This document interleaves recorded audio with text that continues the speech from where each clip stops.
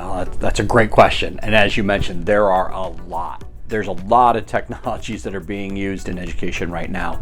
I'll just talk about, 5 that I think are like the most critical or most important right now. AR, augmented reality, is using a mobile device like a phone or a tablet. You look through the camera lens and all of a sudden you get digital information. People kind of think about Pokemon Go, but it's more in use and more prevalent now than it was even 5 years ago, 2 years ago.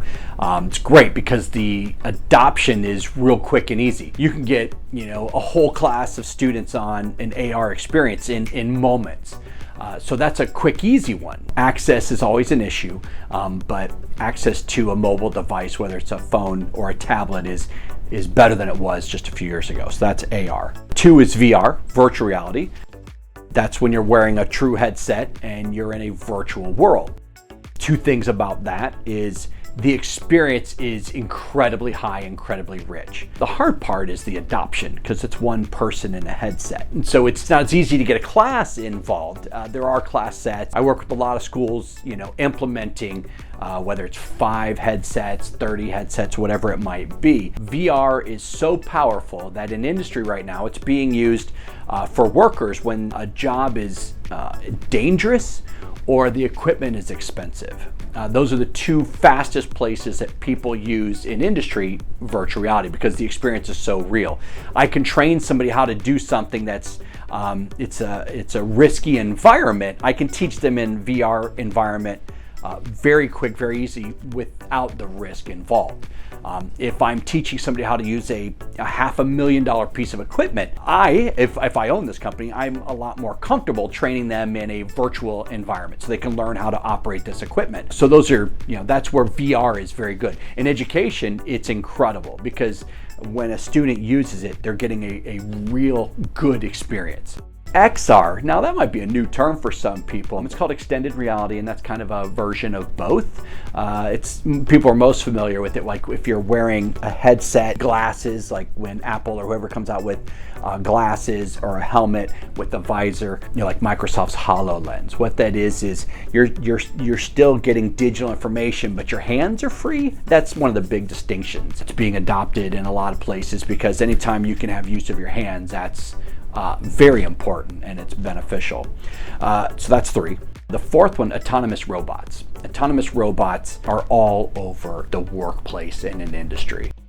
We are working on autonomous robots in programming and coding, and these are great skills for students to use, like Dot and Dash and Bebot, and there's a lot of different Abby, a lot of different robots being used in education right now.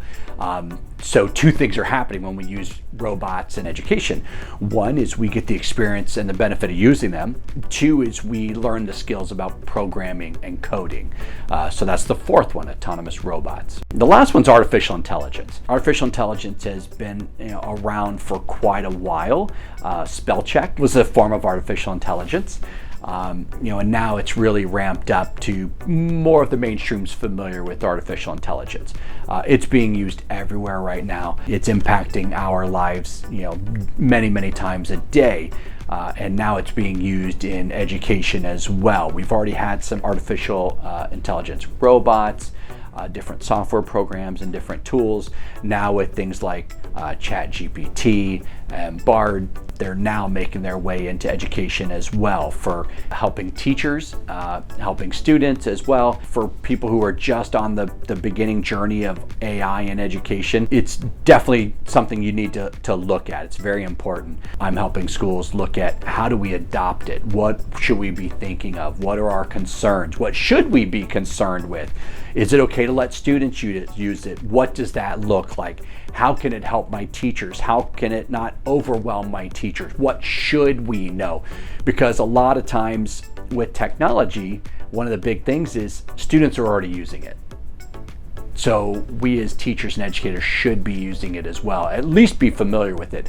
And you don't start learning technology and become an expert right away. 1 is having the conversation, and 2 is learning. Even just that basic surface level education for teachers is very important, because at least you know what's going on. One thing I always tell teachers is you don't have to be the expert. in any of the technologies. But awareness is the key. Knowing they exist and knowing what their function is really important.